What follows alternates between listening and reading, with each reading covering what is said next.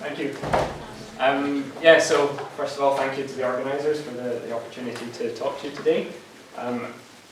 For those who don't know me, I'm also at the AEI in Hanover, but I'm not doing gravitational physics, gravitational wave physics, like the people have spoken already.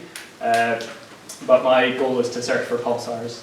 And today I'm going to present a side project that I've been working on of trying to speed up the process of obtaining phase-connected timing solutions for pulsars that we find with radio observations.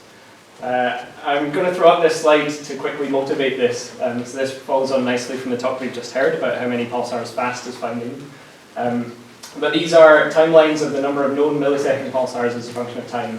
On the left, these are millisecond pulsars in globular clusters, and on the right, these are in the galactic field.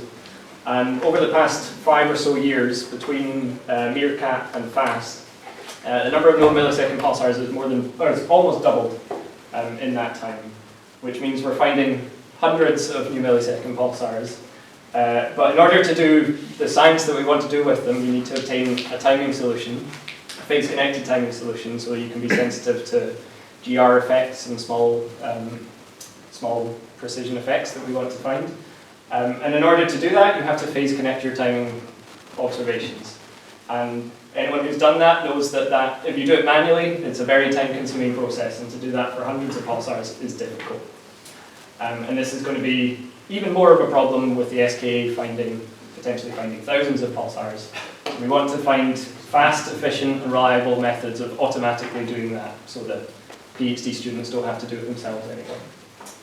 And there has been a lot of good work done in developing these tools in the past, mostly by people in this room or in this building at least, so I'm being very brave by talking about this today. In particular, I'm going to be talking about binary millisecond pulsars, in which there's 2 key steps that you need to do to solve them. The first is that you need to find an initial estimate for the orbit.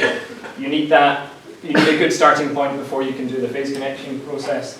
And often you need a good estimate of the orbit before you can even see the pulsar in long observations to obtain more TOAs. And there are several methods that have already been built for obtaining these initial estimates for the orbital properties from observations of the pulsar spin period as a function of time.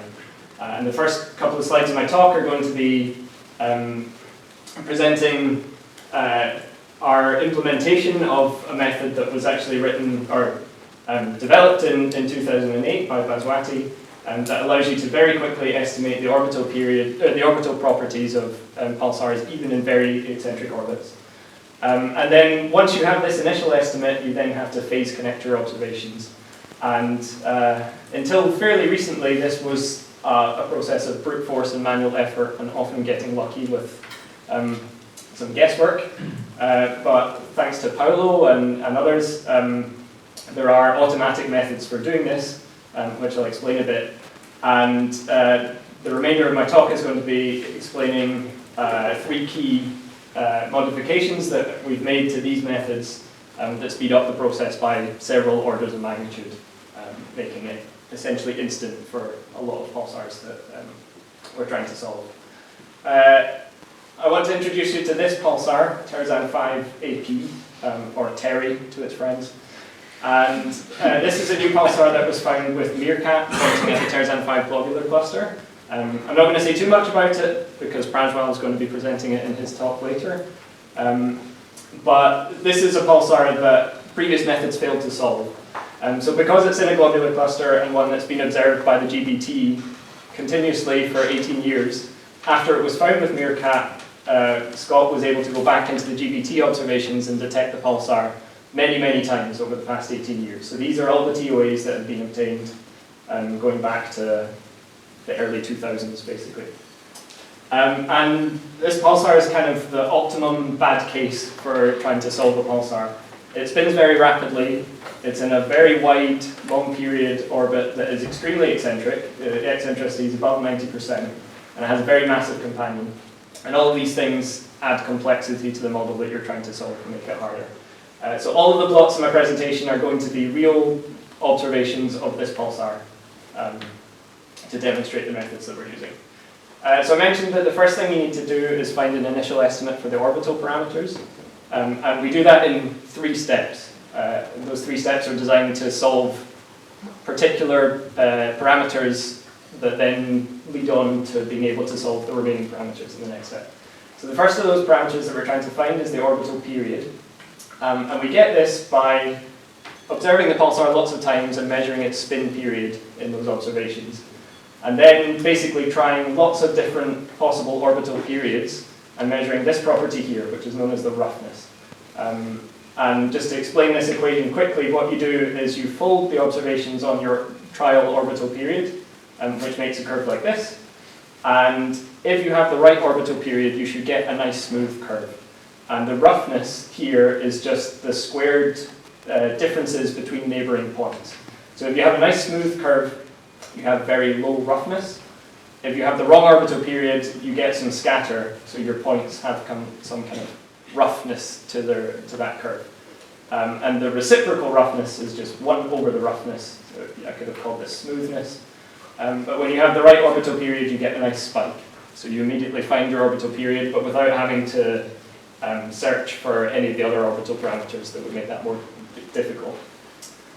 Once you have the right orbital period, you do this very clever thing, which is called the hodograph. And the hodograph is basically a plot of the velocity of the pulsar in its x and y directions, which you can't really get from pulsar observations, but what you do get is you get this spin period as a function of time, or as a function of the true anomaly of the binary system, which is given by this equation for an eccentric orbit, and it contains 2 parts. It contains one part that is odd in phase, or in time, and one part that is even in phase. And if you plot, you can kind of extract these 2 parts from your observations by computing these 2 properties with some interpolation. Thank you. And if you plot these for an eccentric binary system, these 2 things lie on a circle, or lie on an ellipse, if you have the right periastron time. If you have the wrong periastron time, they don't lie on an ellipse. So once you have an orbital period estimate from the roughness, you then try a bunch of periastron times and plot these 2 things, and if you're right, they lie on an ellipse, and you get a good fit to your ellipse. If you're wrong, they're scattered, so these orange points are incorrect, and you get something that does not fit an ellipse. And if you get an ellipse that fits nicely, you have a candidate orbit. And from the parameters of this ellipse, you get 3 other parameters for free, which are the spin period, the longitude of periastron, and the semi-major axis of the orbit.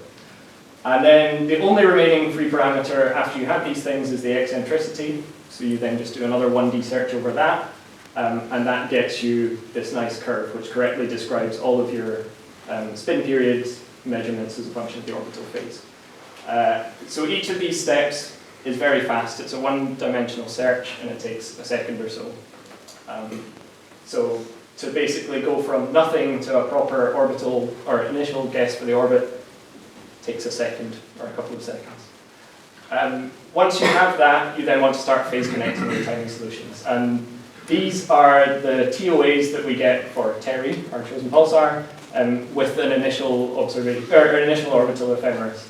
So you see that there are clusters of TOAs which were obtained in single observations, and they're fairly well described by our initial model. So the clusters all have TOAs that are close to one another, but the clusters are far apart from one another. So the model doesn't describe the phase evolution on long time scales.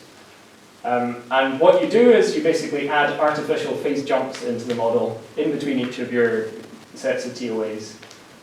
So at each of the lines here, I think we have about 50 or 60 gaps in this case.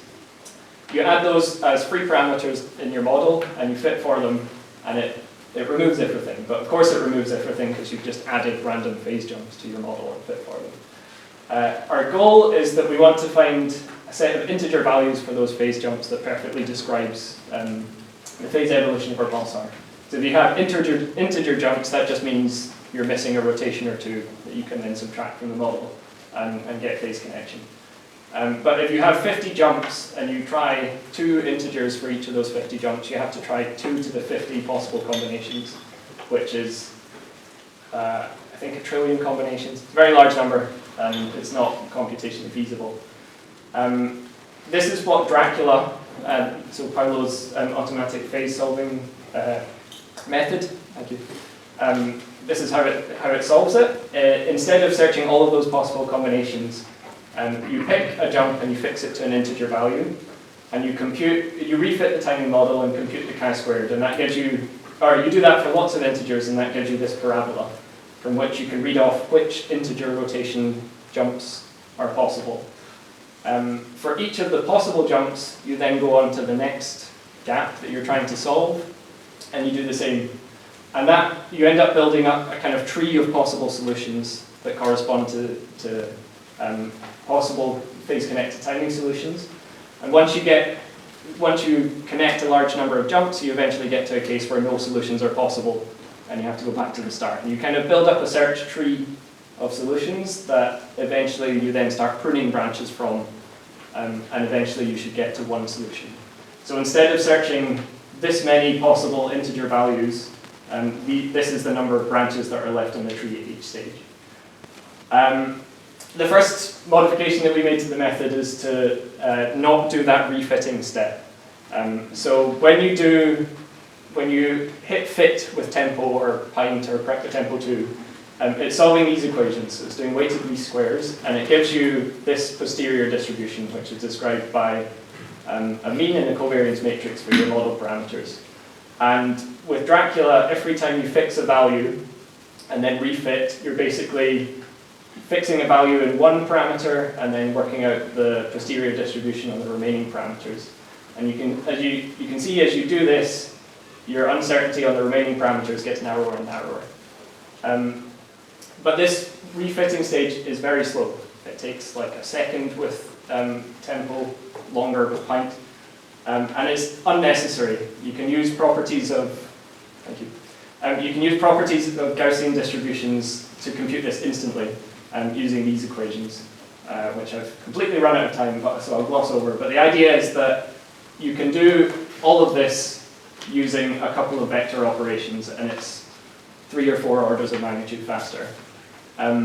These plots are showing how much, these lines are the number of branches that you have to search in your, when you're doing that tree search.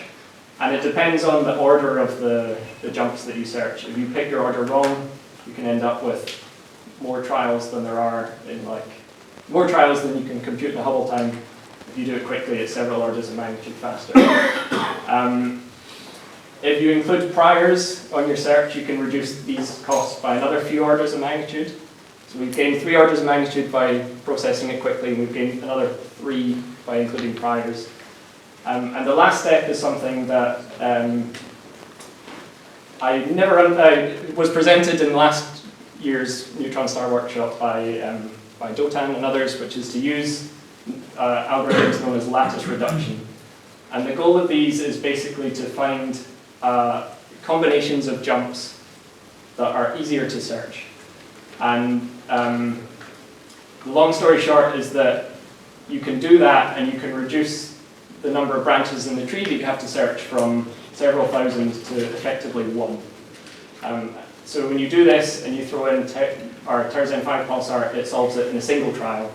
It was slightly more complicated than that, but I'll gloss over it because I'm out of time. But the idea is that we now have these methods that almost instantly solve pulsars, phase connect timing solutions. And we've used them on a handful of pulsars so far, but if you have more pulsars that you haven't been able to solve, send them our way and we'll try. And yeah, thank you for listening.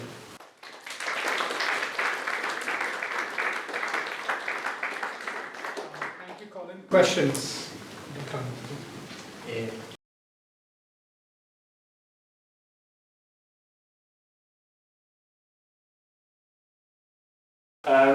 So these are the TOAs, the error bars are here, and it's like a couple of percent maybe per TOA. This pulsar is very faint, especially in the GBT observations. So this is the bed case.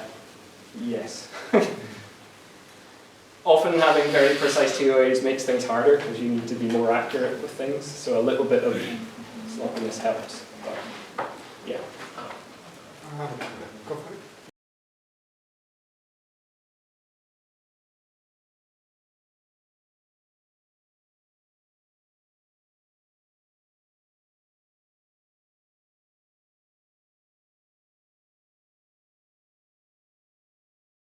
you get it from the values of this ellipse. So you plot these points just by computing. You observe this, and you can compute that just by interpolating your observed values. So these things are computed just from observations without any assumptions about the underlying orbit. And they define the points that are on this in this plot. So these blue points are just these values computed for this pulsar. And then you fit an ellipse to it, and the parameters of that ellipse tells you what the semi-major axis is. So you don't need to know it, but you get it from the fit. Yeah. One last question, anybody?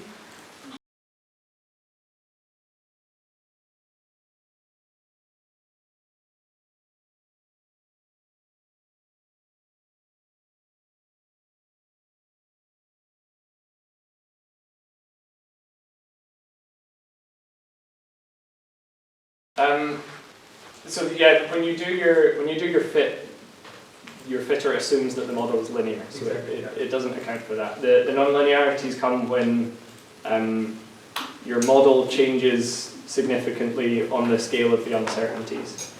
For this pulsar, you actually have enough points that you are very well constrained. Like it's just not a problem. For other pulsars, if you don't have as many TOAs, then it can be an issue.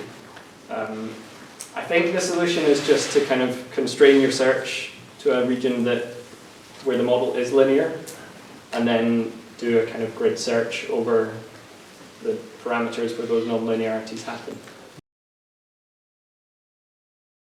That will be orders of magnitude more expensive, but it's orders of magnitude times something very cheap instead of something very expensive. So I think it should still be doable. Right. Let's thank Colin again.